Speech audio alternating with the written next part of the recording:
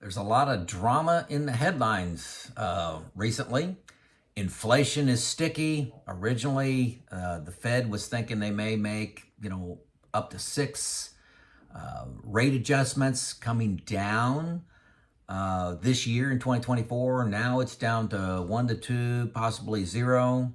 Inflation is just hanging around a little longer, really driven by home prices and employment. Employment is still, I guess that's a good news. Good news, yeah, it is good news that unemployment is very low, but that's driving up wages. So inflation's sticky. We got two wars, kind of getting a little hotter. Israel and Iran just this week has ramped up. Israel and Hamas has been going on for a couple months. You also got Ukraine and Russia has been going on for a couple years. So you got a lot of uncertainty, a couple wars going on. I mentioned home prices. Everybody has been complaining about home and auto insurance rates going up. You got the national debt is just going freaking crazy. And it's election year. There's just a lot of stuff going on economically. What changes are you making to your portfolio? So I get asked this question about 5 times a day from you in the comments. Keep the comments coming. If you're not reading the comments, you're making a mistake. There's a lot of great content in there. And I've kind of categorized, reasons for making big changes. Most of them aren't good. Number one, you don't have a good plan. I'll give a couple horror stories and then one kind of more typical story that I hear. I know an individual that is either 100% in the S&P 500 or 100% in money market funds. And he bounces back and forth based on KPIs, based on the news cycle. Good luck with that. I wouldn't be able to sleep with that. This person decided to sell at 4,000, S&P 4,000, and we're around 5,000 today. I haven't looked today, honestly, but it was up as high as 5,200 just a few days ago. But that's a crazy game to play in my mind. But hey, that's me. It's not right or wrong. It's right or wrong for you. I think that's a high-risk game to play. I also had talked to another individual that was in a triple leveraged ETF. This is like the returns are 3 times the S&P 500 as an example, which sounds really good. The S&P 500 goes up 5% this week. Yours went up 15%. But there is a downside to that. If it goes down 5%, yours goes down 15%. That's a high drama game to play. And I don't recommend that at all. This individual was working with me and kept trying to convince me it was smart. And I've said, I'm not buying. And one of the things that can lull you into doing something like 100% in the stock market or 3 times leveraged ETFs is a recency bias. You look at you start with 2010, you go to the 2024, and you go, gosh, man, the stock market always goes up. And if it goes down quickly and comes right back, like it did in 2022 or in 2020. It always comes back. 2018, I think, was a little bit of a down year, but man, quick, next year, 20%. So if you look at that as your data source, these actually can make sense. But take a look at other time periods. This person that was using a triple leveraged ETF, I said, hey, take a look at 2000 to 2010. See how that looked for you. Take a look at 1965 through 85. How'd that work out for you? And you may say, in hindsight, it only went down, 80%, but then it came back. Well, could you have stayed in the game when it was down 80%? Probably not. Another more common shift I see people wanting to make is, hey, say you're 70-30 stocks, equities to bonds, fixed. And then you read these headlines and you say, I want to shift to 50-50. Well, that's a sign you don't really have a good, robust plan. Okay, and I'm going to talk more about what needs to be in a plan.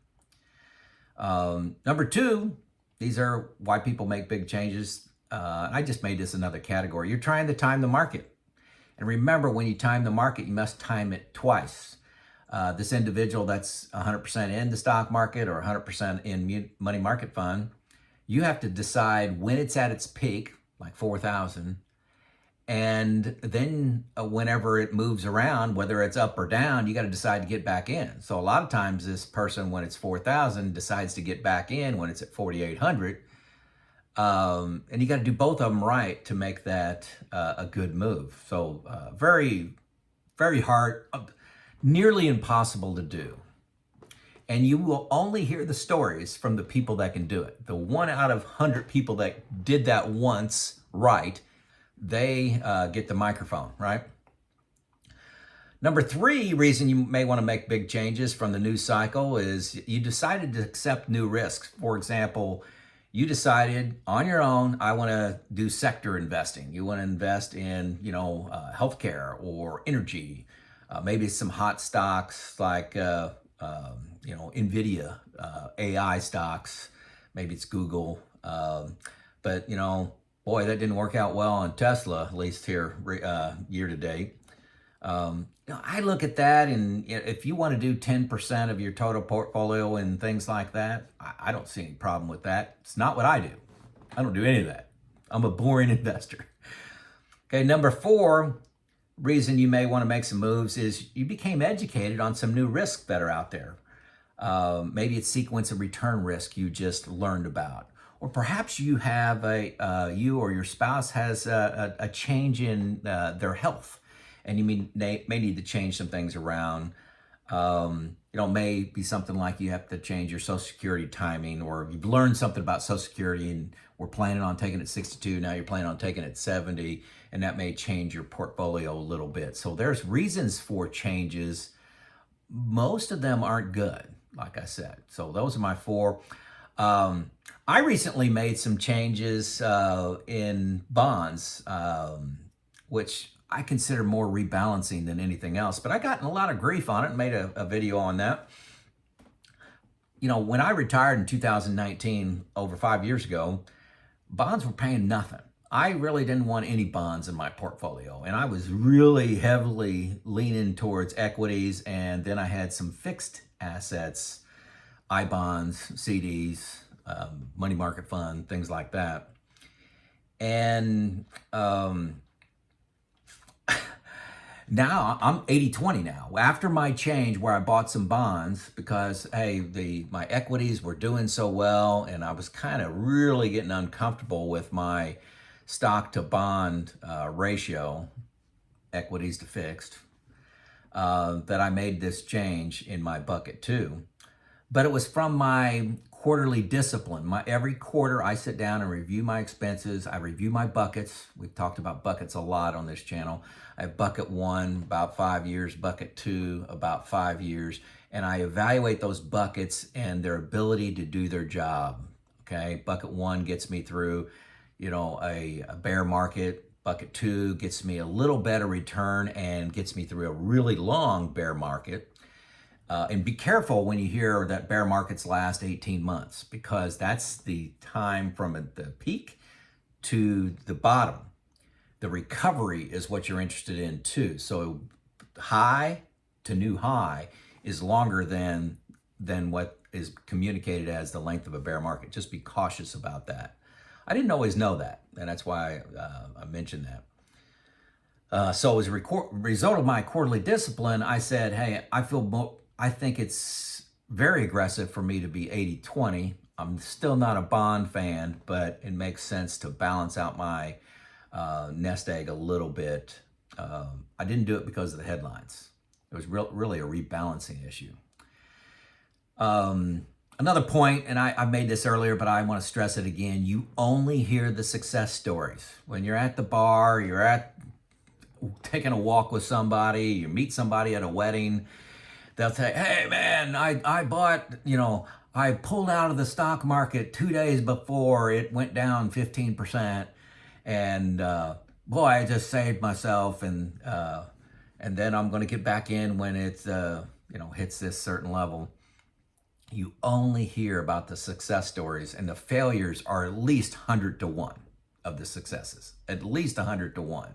So be careful trying to follow somebody that you think is timing the market. Remember that we have 30 minutes of news in a day, and we have a 24-hour news cycle. So expect drama. They want you to tune in. They want you to be scared so that you get the view time on their platform. Confidence to spend, folks, comes from having a good plan, not focused entirely on maximizing returns. I've talked about this a lot. When you are accumulating money and you're 35 years old, you want to maximize return and at a higher risk. That's perfectly acceptable. When you retire, I'm telling you, that's going to change. You may say that's not going to happen to me. I believe it will. When you have to protect your nest egg, you need to go into some more of a defense posture with your retirement savings. I'm an optimist, but I do have buckets. I believe in the stock market, but I am protected against a pretty lengthy bear market, like 10 years. I'm pretty well protected against that. Who knows what can happen, but if you look at history, I'm protected extremely well, but still 80-20%. If the market drops 40%, and this is a hard exercise to really think about the impact of it. If the market drops 40%, are you going to take any action? If we have the 2000 to 2010 period again, are you going to have a plan that can make you through that without taking action? And in hindsight, looking at it, you go, oh yeah, I would do that. Yeah, wait till the event happens. I remember the COVID scare. You didn't know how long this was going to last. The great financial crisis, 2007 into 2008, it really looked like the economy was going to totally collapse. That was scarier than most people realize, especially to live through it. Markets could go down by 90%, hang out there for 10, 15 years. That was really a thought that I had. Don't forget history, okay? I like this Warren Buffett quote. You find out who's swimming naked when the tide goes out. And he's talking about when the stock market goes down, you find out the people that are over leveraged, trying to time the market. They have a 100% zero stock to equity portfolio. Don't forget history. Be cautious of a recency bias. Hey, stock market, the last, 15 years has returned, 11, 12%. Or this technology stocks, that's where it's at. Let's go in technology stocks because the last 10 years. Well, there was a time when commodities would be better. There's a time, and a lot of people don't understand this, international. There were decades where international stocks did better than domestic stocks. Decades, okay? In my accumulation stage, I really remember that. Let's see. There were decades where bonds outperformed stocks. I was listening to a YouTube channel the other day, and I think it was 3 times since 1929 that bonds beat equities, the S&P 500, for example, for at least 10 years. 3 times. That's a lot. I know it's been 100 years. That's 10 decades. 3 out of 10 bonds outperform. So bonds, don't think they're just a loser asset. Last thing, don't just your plan. And we're talking about your plan and make sure it's robust and it's good, it's good if it can weather a 40% drop without you breaking a sweat. But don't just find a plan that solves. It's easy to make a plan solve. Okay, you just can modify the interest that you earn on a CD. You increase your rates of return on your equities. You lower your expenses a little bit, you lower the inflation a little bit, voila, it solves, okay? You need to know how it fails. You need to stress test your plan. Stress test it for different inflation rates. Find out what inflation rate makes your plan drop below 80%. Find out which one what makes that happen. Find out how high your expenses will go. Say you're a 92% probability of success. How high do you have to raise your monthly expenses to have your plan fall below 80%, 75, 70%? Find out where that is. Rates of return, how far can they drop down to make your plan fail? And then once you make that plan fail, say it dips down to 65% probability of success, what other levers can you control to make it go back up into something acceptable, say 85? Maybe that's, okay, we'll have to dial down our expenses, $500 a month. It's not going to be great, but at least it still solves. Maybe we have to push out Social Security from 62 to 67. Maybe it's part-time work, okay? You add in a part-time job. Know what levers you can pull for when your plan fails. So that's my thoughts on the topic of bad headlines. What do I do with my plan? So if you got any other ideas around what to do about headlines, what you're doing in your plan, any changes you're making because of the drama in the news cycle, let me know in the comments. It's Joe out.